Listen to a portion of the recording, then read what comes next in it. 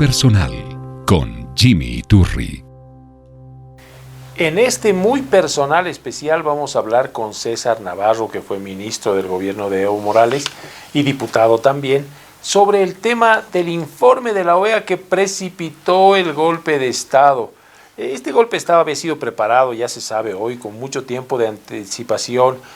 Por supuesto, no todos los que estuvieron en las movilizaciones sabían, pero había ya grupos de choque, había una acción de inteligencia, etcétera, etcétera. Pero todo se precipita con un informe que tenía que entregarse un miércoles, pero se entrega el domingo en la madrugada y ahí comenzó la tole-tole. César, gracias por venir.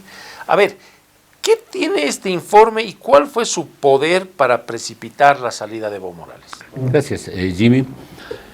Este informe hay que entenderlo y hay que leerlo en un momento político, pero que tiene múltiples efectos, que no simplemente ha afectado a la vida política del Estado, sino también ha afectado a múltiples familias, con asesinatos, con destrozos de bienes, con detenciones. Es decir, este informe ha agudizado la violencia social, la violencia política, la violencia racial en nuestro país, y los efectos son dramáticos y catastróficos.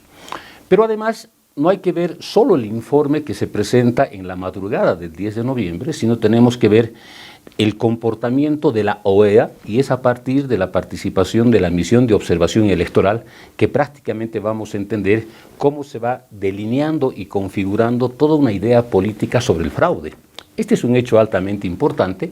Y el segundo elemento es cómo esta misión de observación electoral también incorpora, sin tener resultados, la segunda vuelta. Es decir, son momentos políticos, uno que tiene que ver con el momento postelectoral entre el domingo 10 y el miércoles 23, el segundo momento con el informe preliminar, que es en la madrugada del 10 de noviembre, y el tercer momento es el informe final, que se presenta ya en diciembre en Washington, cuando Almagro le entrega el informe a Jorge Quiroga, que era como su representante diplomático del gobierno de facto.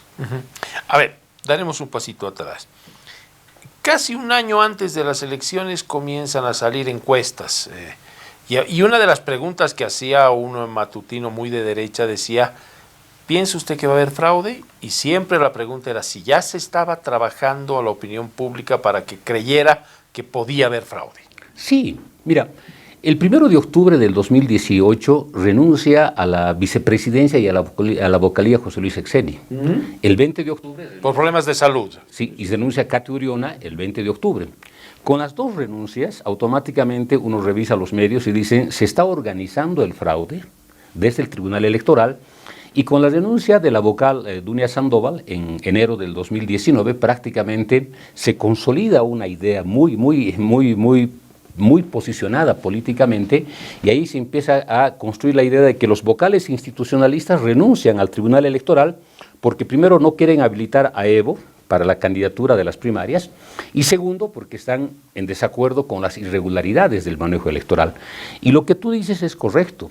Los primeros días de octubre del 2019, este medio de circulación nacional, que tiene una tendencia política, presenta una encuesta.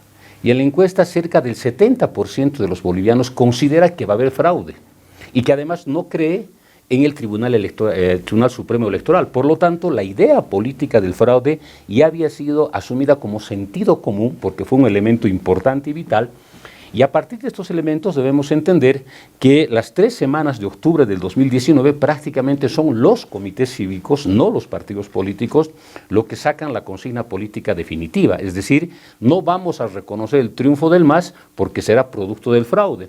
Convocan a la resistencia civil y automáticamente deciden convocar al voto castigo al MAS y el voto útil a Carlos Mesa. Es decir, son momentos y tiempos políticos. Por un lado, construir la idea política del fraude. El segundo momento, hacer de la idea política una consigna política determinante para invalidar el resultado electoral. Ahora, cuando vemos cómo se preparan las encuestas de este periódico, que es Página 7, vemos, por ejemplo, que 2 semanas antes del triunfo abrumador de Luis Arce, decía que estaba empatado con Carlos Mesa en sus encuestas, ¿no? Sí, para ver el nivel de profesionalismo con el que trabajan. Así es. Bien. A ver, luego, producidas las elecciones, gana Evo, todavía no está el resultado final, había quien decía que era por un 6%, hasta que se llegó a más del 10% y demás. Pero la OEA dice, atención, sí, en caso de que Evo ganara por un poco más del 10%, lo bueno sería nomás una segunda vuelta para que no haya dudas. O sea, ellos apuntaban hacia la segunda vuelta. Mira, primero, el momento que se descalifica el resultado electoral es la noche del 20 de octubre. Y la noche del 20 de octubre, la misión de observación electoral, ¿no?, empieza y saca un tuit. Y es un tuit altamente importante y llamativo, porque de manera directa está vinculando el cómputo electoral a la administración de la transmisión de resultados electorales preliminares. Y esto no es una cosa casuística, sino que tiene que ver con la construcción de la idea política de que el fraude se organiza a partir del TREF. Y por eso que cerca a las 21 horas, a las 22 horas, el tuit de la misión de observación dice: es fundamental que el Tribunal Supremo Electoral explique por qué se interrumpió la transmisión de resultados preliminares en su sistema y que es necesario que el proceso de publicación de los datos del cómputo se desarrolle de manera fluida. Y acá debo manifestar que el TREF nunca ha sido diseñado para la administración del cómputo electoral. La TREF, que primero no es administrada por el Tribunal Electoral, es administrada por el CERESI, y el CERESI contrata a una empresa privada, que es Neotec. La TREF está organizada para administrar la fotografía de las actas electorales. Quienes envían las actas son muchachos que son contratados por el CERESI, sacan una fotografía del acta y envían al sistema TREF para que se publique los resultados de las imágenes fotográficas. Pero la misión de observación ya el domingo 20 habla y vincula la TREF con el cómputo electoral. Y lo que tú dices es correcto, porque por un lado debemos decir que las misiones de observación electoral, que son misiones oficiales de la OEA, a solicitud del país miembro de la OEA, tiene elementos que rigen su nivel de comportamiento. Están sus principios fundamentales y está su código de conducta. Y en el código de conducta habla con mucha claridad que las misiones deben respetar la Constitución, las leyes y los reglamentos del país anfitrión. Pero además también establece que no pueden tener intervenciones y comunicaciones públicas a través de los medios con la sociedad. Entonces son restricciones, pero violando estos elementos, y como tú bien dices, el lunes 21 saca una declaración la misión de observación electoral. Y acá dice: ayer a las 20:10 el Tribunal Supremo dejó de divulgar los resultados preliminares por decisión del Pleno con más del 80% de las actas escrutadas. Nunca. Es decir, el escrutinio o el cómputo se empezó a instalar en los tribunales departamentales a partir de las 20 horas aproximadamente en los nuevos tribunales departamentales. Lo que se paralizó fue la divulgación de los resultados de las fotografías de las actas. Sí, de un conteo rápido, ¿no? Claro, pero además en esta declaración dice: oportunamente la misión dará un informe de recomendaciones de cara a la segunda vuelta, ¿no? Ahora mira, el TREP ya no existe para el 2020. Ya no existe. La misma OEA dice, pues aquí estaban al 80%. El 2020, cuando ellos tienen la opinión, algunos me cuentan que se trata de que los han infiltrado y van a cambiar y por las dudas, ni siquiera hay TREP y no pasa nada. No pasa nada. Pero aquí se utiliza como una fórmula de ya hablar de que habrá segunda vuelta. Ya adelantas, antes de que haya el recuento final, ya adelantas que habría segunda vuelta. La TREP se instala como sistema para el referéndum del 2016 y se instala por recomendación de la misión de observación electoral en las elecciones del 2014. Y el TREP, en su resultado del 2016, informa cerca a las 20 horas con 15 minutos al 81%. El TREP está diseñada para dejar de existir en el momento que existe el inicio del cómputo.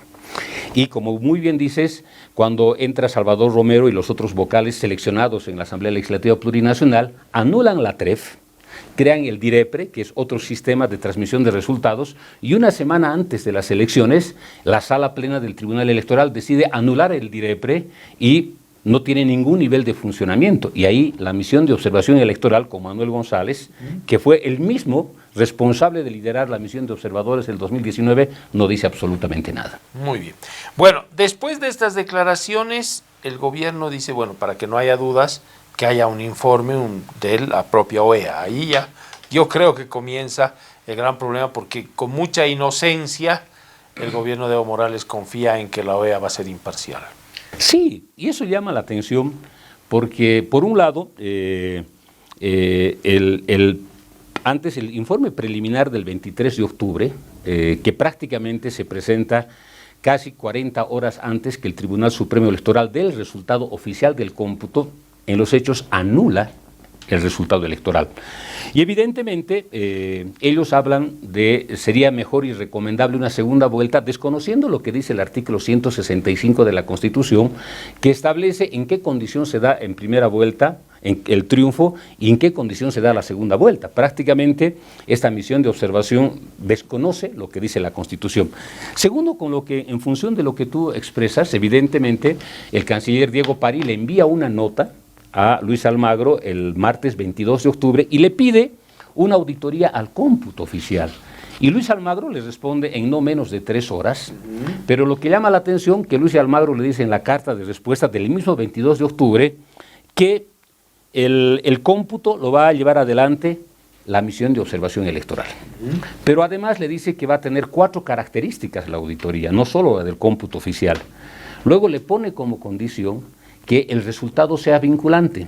Y por último, la carta le dice que la auditoría se va a llevar adelante en el marco de la recomendación de la misión de observación, es decir, en el marco de la segunda vuelta. Claro. Eso ya llama la atención, por lo tanto no se puede hablar de imparcialidad cuando Luis Almagro, en la nota que le responde a Diego Pari, prácticamente le está condicionando que la auditoría esté en función a la segunda vuelta, y eso llama mucho la atención.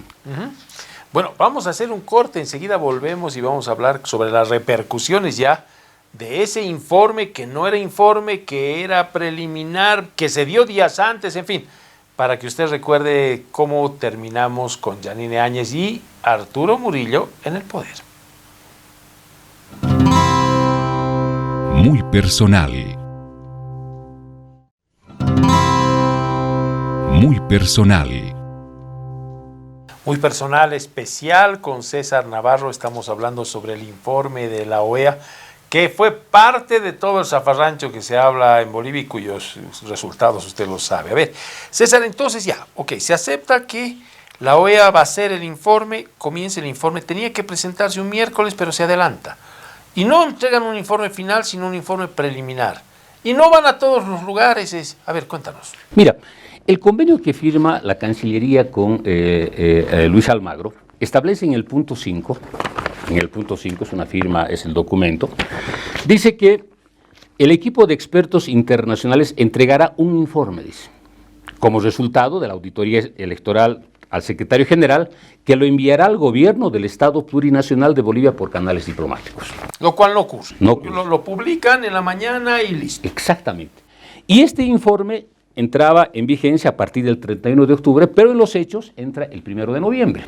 En el informe final que presenta ya la misión de observación en Washington en diciembre, ahí ellos establecen que el informe debería de durar 12 días. Dice acá, el trabajo de campo debería de ser 12 días. Pero en la página 13 de este informe nos dice lo siguiente, que es altamente revelador. El día 8 de noviembre, viernes 8 de noviembre, este grupo auditor tenía que revisar la documentación del Tribunal Electoral Departamental de Cochabamba. Por los conflictos, no logra instalar su trabajo y se vuelve en horas de la tarde a La Paz. Y el día sábado 9 tenía que hacer el trabajo de campo en Oruro, en Potosí, en Chuquisaca y Santa Cruz. Y dice el informe que la comisión no viaja por el nivel de conflictividad, pero ¿qué es lo que llama la atención? En el mismo informe, en la página 12, dice, con base en lo trabajado, el día 9 de noviembre se dieron a conocer los hallazgos preliminares. Es decir, o sea, no has hecho tu tarea, pero ya tienes la nota. Exactamente. Hicieron ellos auditoría en 4 de los 9 departamentos del país. Pero además, entre Pando, Beni y Tarija representan no más del 9% del padrón electoral. Y el informe final encuentra irregularidades, entre comillas, actas falsificadas, en los siguientes departamentos: en Oruro, en Potosí, en Chuquisaca, en Cochabamba, en Santa Cruz. Donde no has hecho tu tarea. Exactamente. Este es un elemento que hay que remarcar. Es decir, nos llama mucho la atención que ellos tengan el informe elaborado ya para el 9 de noviembre. El trabajo de campo debería desarrollarse 12 días, de acuerdo al convenio, y deberían de hacer una revisión de la documentación en los 9 tribunales departamentales. Ellos solo hacen el trabajo de campo La Paz, Pando, Beni y Tarija. Y los otros 5 departamentos, por el informe de la OEA, ellos mismos aceptan y avalan que solo hicieron trabajo de campo en 4 de los 9 departamentos, y debemos decir que 3 departamentos representan no más del 9.5 del padrón electoral. Entonces, las conclusiones no reflejaron el trabajo de campo, sino las conclusiones reflejaron una posición política sobre las elecciones de octubre del 2019. O sea, es un informe sastre a medida de lo que ellos querían. Sí, porque, mira, uno revisa toda la documentación, porque este informe nosotros lo hemos leído tanto con el corazón y la cabeza, porque este informe ha traído serias consecuencias para muchos de nosotros. No, claro. Pero acá uno va a encontrar varios elementos que llaman la atención. Mira, el informe del 10 de noviembre dice, en la conclusión, teniendo en cuenta las proyecciones estadísticas, resulta posible que el candidato Morales haya quedado en primer lugar. No, ojo. No se puede hablar el 10 de noviembre de proyecciones estadísticas cuando el 25 de octubre el Tribunal Electoral presenta el informe del cómputo oficial desarrollado en los 9 tribunales electorales departamentales. Entonces no puede hablar de proyecciones estadísticas. Ese es un error muy fuerte. Ya hay un resultado. Pero además, dice, el equipo auditor no puede validar los resultados de la presente elección, por lo que recomienda otro proceso electoral. ¿Cómo es esto? Si no lograron revisar la documentación en los departamentos donde existió el fraude electoral, entre comillas, ¿cómo pueden ellos afirmar este elemento para que no puedan validar los resultados electorales? Pero además recomiendan que se pueda elegir nuevas autoridades electorales para un nuevo proceso electoral. Mira, es importante. Yo hace rato te leía el pronunciamiento de la misión de observación electoral, y el pronunciamiento del 23 de octubre dice: la misión de observación electoral tiene que existir una segunda vuelta. Una vez que concluye el pronunciamiento de la misión de observación, tanto el CONADE como el Comité Cívico de Santa Cruz y de Potosí deciden rechazar una segunda vuelta, piden que se anulen las elecciones, que se convoque a nuevas elecciones, que renuncien los miembros del Tribunal Electoral, y también renuncia el presidente y el vicepresidente. Es decir, la misión de observación electoral, excepto pedir la cabeza del presidente y el vicepresidente, coincide exactamente con el manifiesto del 23 de octubre lanzada por el CONADE, los comités cívicos, donde piden la anulación de las elecciones y cambio de los vocales electorales. Y mientras esto ocurría, además se dio la orden de que se quemaran actas, se quemaran tribunales electorales departamentales, es decir, que no quede huella. Y eso es lo que llama la atención muy fuerte, porque mira, una vez que la misión de observación emite su discurso el día lunes 21 cerca de las 9 de la noche, inmediatamente se produce el saqueo, la toma, la destrucción y la quema de los tribunales electorales de Potosí y de Chuquisaca, de manera inmediata. Y luego empiezan a acercar los otros tribunales electorales y empiezan a destruir las actas originales y oficiales que habían sido entregadas en sobres cerrados para desarrollar el cómputo electoral. Entonces es muy importante tomar estos elementos en cuenta, porque ellos afirman segunda vuelta con un resultado preliminar que no tiene ningún efecto jurídico por lo que dice la norma, pero empiezan a destruir la prueba fáctica del resultado, es decir, la quema de las papeletas originales para desarrollar el cómputo electoral. Ahora, cada acta tiene 11 copias. Así es. Y cada partido político tiene copias. Así es. Que yo recuerde, el partido de Mesa, la agrupación de Carlos Mesa, no presentó observaciones a las actas. Es decir, se validó el resultado presentado el 25 de octubre, porque no hay esas observaciones. Ese era el momento de decir, aquí hubo fraude, ¿sabe qué? En el acta XXX hay este resultado, hay este resultado, hay este resultado, pero nada de eso ocurrió. Mira, aquí hay temas que hay que analizar con mucho detalle, porque primero en el resumen ejecutivo, de este informe del audito de la misión de observación, que ya se presenta en diciembre en Washington, en la primera parte dice: a partir de la abrumadora evidencia encontrada, lo que sí es posible afirmar es que ha habido una serie de operaciones dolosas encaminadas a alterar la voluntad expresada en las urnas. Incorporar la palabra dolosa es una figura jurídica. Eso implica que se tiene la intención de cometer el delito. Entonces, ¿cómo se organiza el fraude? Se organiza a partir de la decisión política del gobierno y del Tribunal Electoral. Entonces, esta afirmación que tiene características penales, tiene que ser validada y ratificada en el informe. Y nosotros hacemos una revisión de este mismo informe y en la página 60 encontramos un tema que nos llama la atención, que son las conclusiones de los hallazgos de este resumen. Ellos dicen: el análisis que se llevó a cabo el equipo auditor de la OEA permitió identificar la existencia de un patrón de manipulaciones, falsificaciones y adulteraciones en el llenado de las actas electorales a través de mecanismos muy similares en 6 departamentos diferentes y a favor de un único candidato. Es decir, un patrón. Entonces, ellos nos presentan, este es el famoso anexo 8, donde está prácticamente todas las pruebas que la OEA adjunta, y uno puede agarrar, por ejemplo, acá, cualquier página, nos agarramos de esto, y lo que vas a encontrar es lo que identifican es que una persona hubiese llenado las actas, el número de registro o el nombre, etcétera, del tribunal, pero en ninguna parte de toda la información, en ninguna parte de estos, encontramos una sola acta, lo que tú dijiste, que diga en la acta del municipio de Caripuyo, en el departamento de Potosí, el resultado era a favor del MAS 180, pero en el acta apareció 250. No existe en ninguno de estos documentos, hemos revisado, una sola prueba material que ratifique este hecho. Tú dijiste muy bien, cuando nosotros votamos en la mesa, se cierra la mesa, los miembros de la mesa elaboran un acta. Y en esa acta firman los 6 vocales de la mesa electoral y firman también los delegados de partido. Pero no solo es la firma, sino que cada uno de los firmantes se lleva una copia del acta electoral. Y lo que correspondía era presentar esa acta como prueba material y verificar si es la misma acta y el resultado que está en los tribunales electorales departamentales. Acá nosotros hicimos la revisión y prácticamente lo que encontramos son observaciones, tú por acá vimos otra hoja, observaciones, por ejemplo, del número del carnet de identidad o la fecha de nacimiento, que coinciden prácticamente con el mismo tipo de letra, pero en ninguna parte de estos documentos encontramos cómo se adulteró.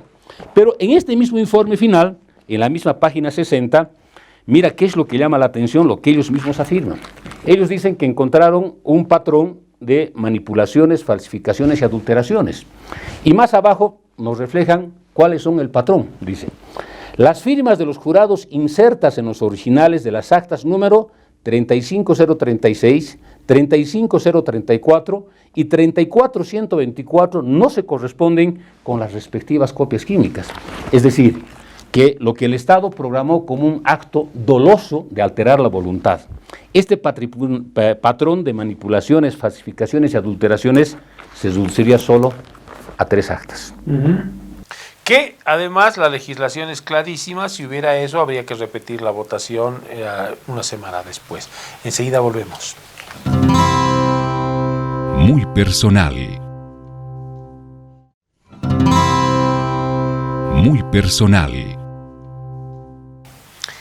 ¿Sabe?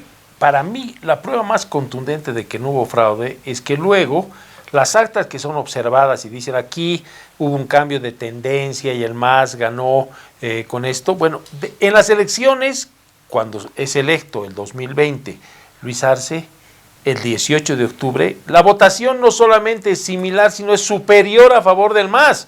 Entonces, ¿dónde se ha adulterado la voluntad? Si la gente más bien votó más por el MAS en ese momento. Es decir, es inconcebible que se te presenten algo, luego la historia, la vida, agarra y te reivindica y te dice, esto no es así, pero sigues hablando de fraude, no lo entiendo. Mira, ellos en la página 65 hablan que encontraron en 47 municipios, en 86 centros de votación, observaciones y adulteraciones, que representarían aproximadamente 34.000 votos, lo que le permitiría al MAS ganar las elecciones. No nos dicen cómo identificaron estas actas. Pero ganar por más del 10%. Lo que resulta, Jimmy, es que en las elecciones el MAS obtuvo 2.889.359 votos, que representa el 47.08%. Yeah. Y Carlos Mesa obtiene 2.240.920 votos, lo que representa el 36.51%. La diferencia es 10.5%.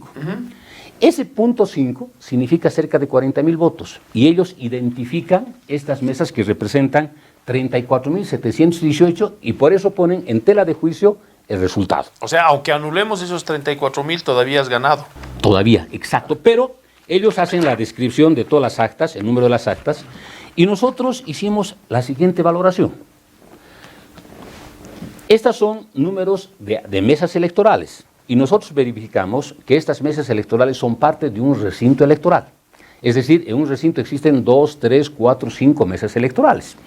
Y nosotros hicimos una comparación secular para ver si las actas observadas son diferentes al resultado electoral de las otras actas. Y acá nosotros hicimos trabajo en Potosí, en Cochabamba, en Chuquisaca, en Santa Cruz y La Paz.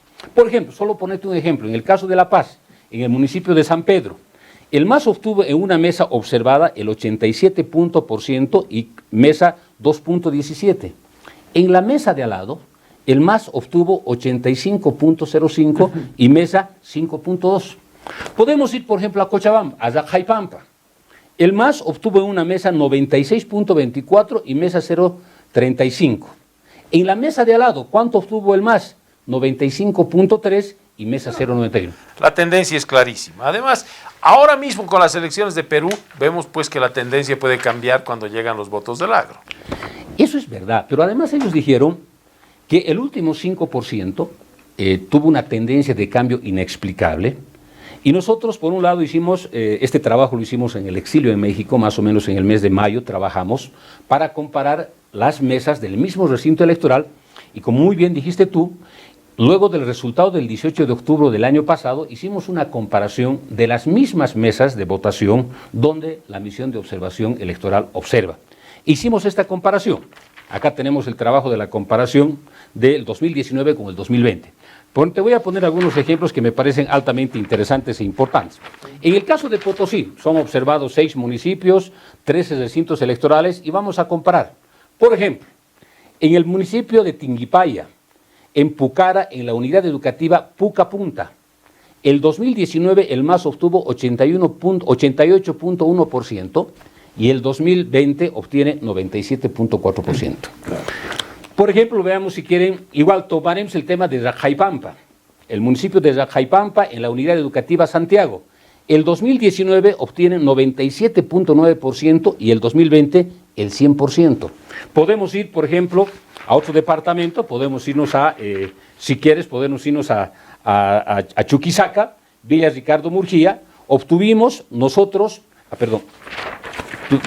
nos podemos ir acá, a La Paz, a Inquisibe, a la Escuela Simón Bolívar, podemos encontrar que el 2019 tuvimos 86.8 y el 2020 95 puntos.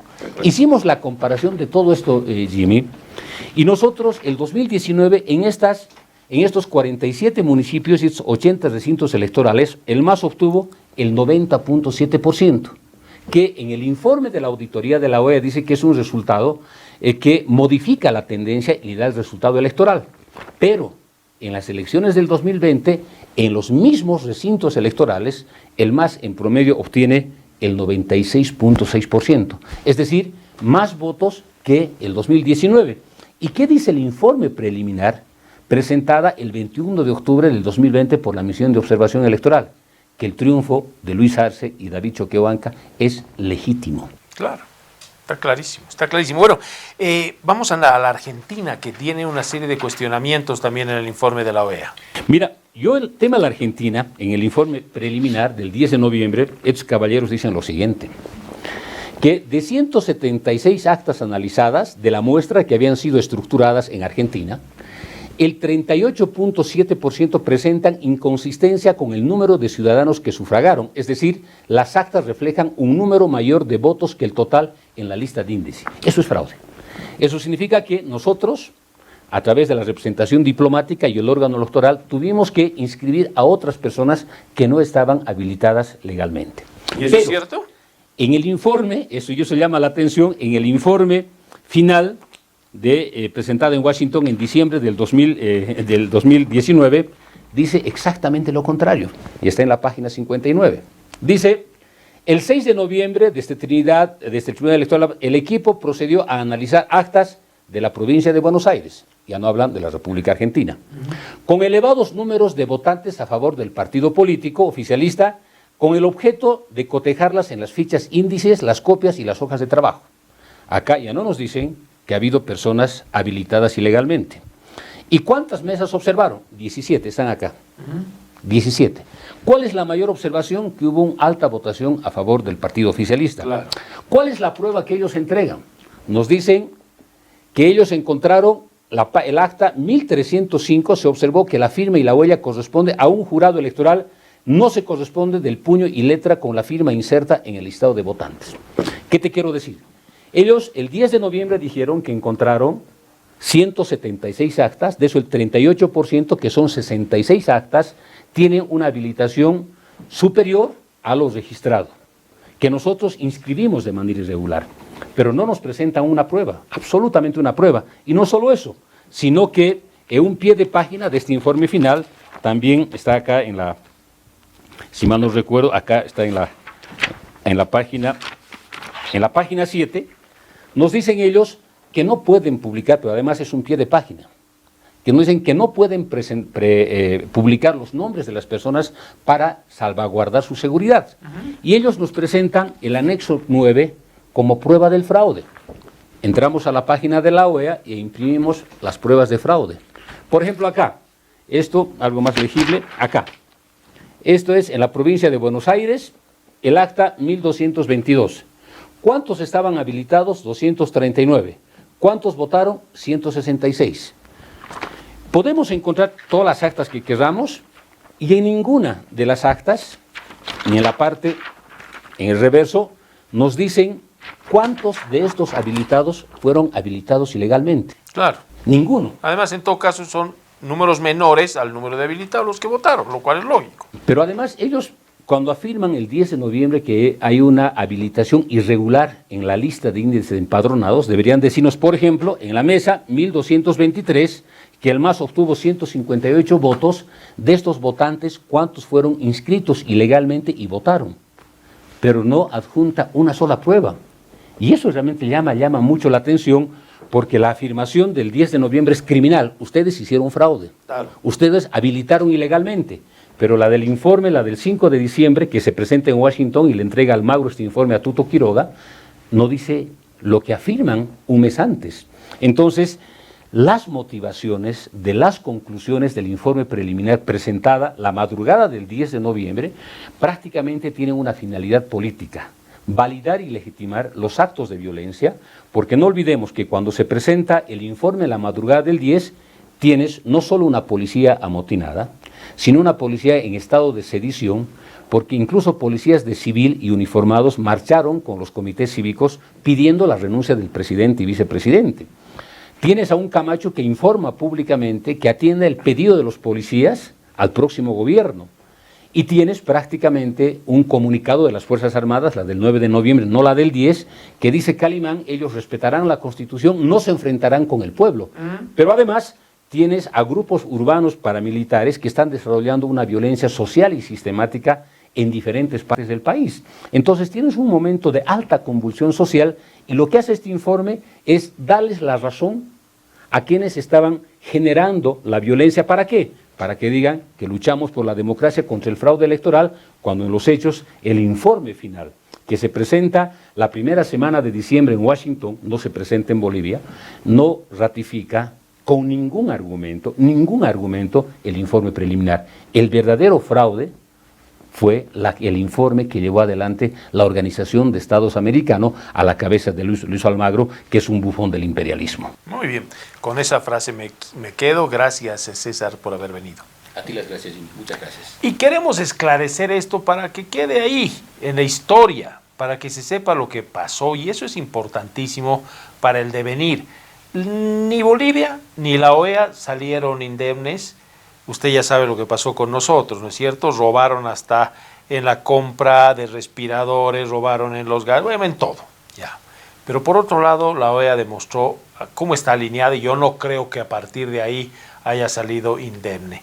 Vamos a volver con más de este muy personal, donde convocamos a los actores de la historia para esclarecerla. Gracias.